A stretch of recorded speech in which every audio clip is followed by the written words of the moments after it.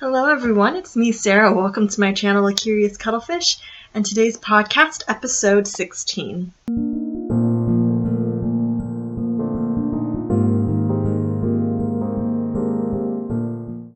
Good afternoon everyone, and welcome to my channel. Thank you to all of my new subscribers and to all of my faithful subscribers who have been with me for a while.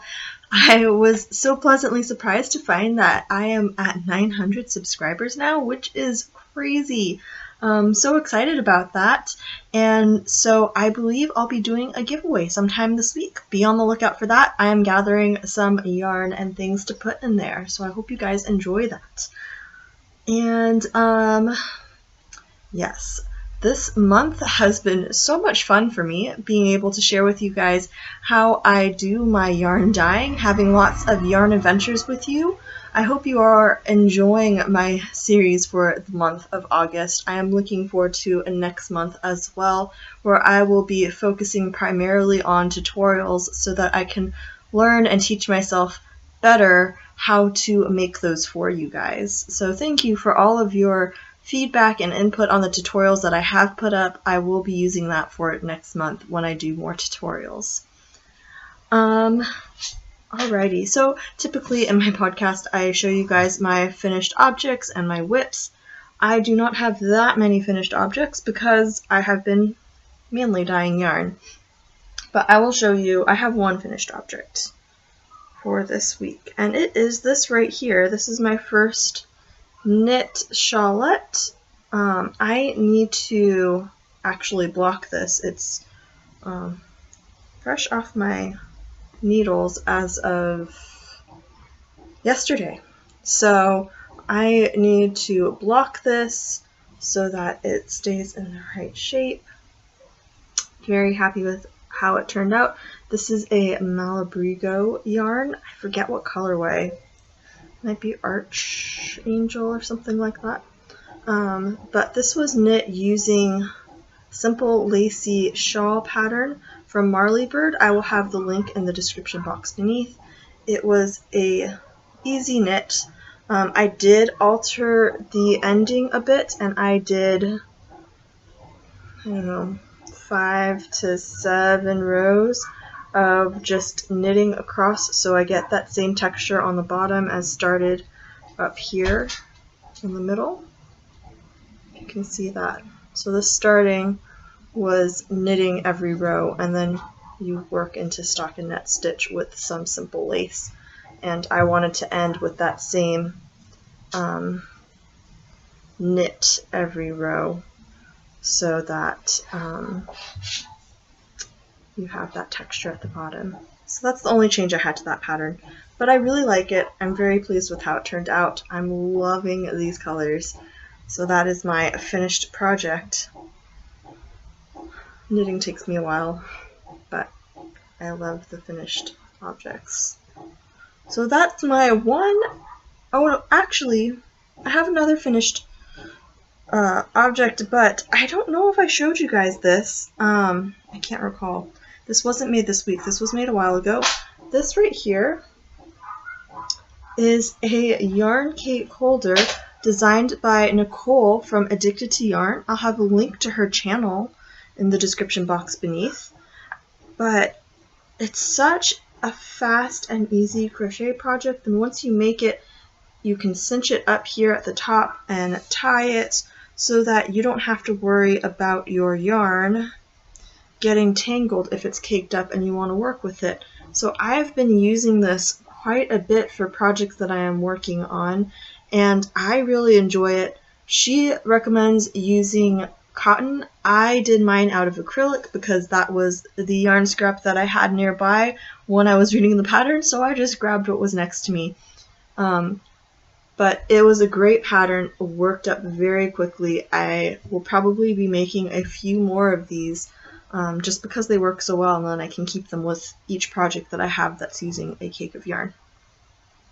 So I will have a link to her channel in the description box beneath, and I believe if you look at her channel, she posted this pattern on one of her update one of her update posts or something like that. I'll see if I can find an actual link to this pattern, and if I can't, I will also link that down below. But this one was completed a little while ago. I cannot remember if I had talked about it on my podcast, and I was lazy to go back and rewatch my podcasts, so here it is. Yes. And then, current whips. So, currently, I had gotten this yarn, I'm trying to think how long ago. I had gotten this yarn a while ago, and, it's from Ice. It has this nice sparkle to it. It's a cake. I started making a project out of this. I wanted to do comparison because both Ice and Hobium have these yarns, and so I am working on my first project out of this one, and then I'm also going to work on the Hobium one as well. But I know that making these projects is going to take a little bit, so I am making, I think this is called the Whisper Shawl. This is how far I've gotten on it. Just started. So, really liking how it's turning out. I love how lacy this shawl is. And that is how far I have made on this one.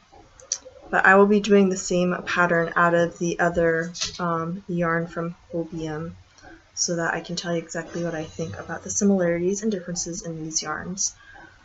So that's my current whip. And I still have this much more to go. This is a 200-gram cake, over 800 yards, so plenty to do a full shawl. I'm not sure if I'm going to do a full-size shawl.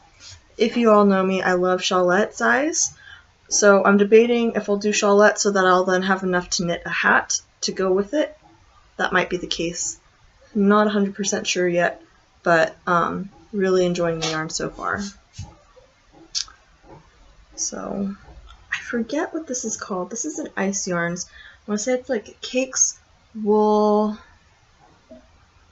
Blitz. I'm not sure the name of the yarn.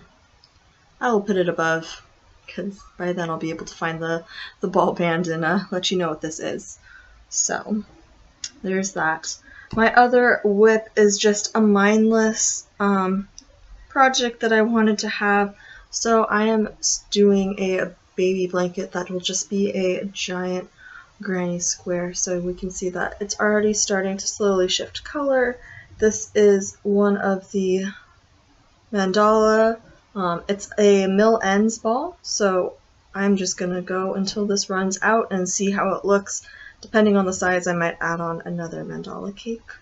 So, just working on this one. So those are my two active whips. There are other whips that are inactive at the moment. I just need smaller projects that don't get me too warm because it's still a little warm.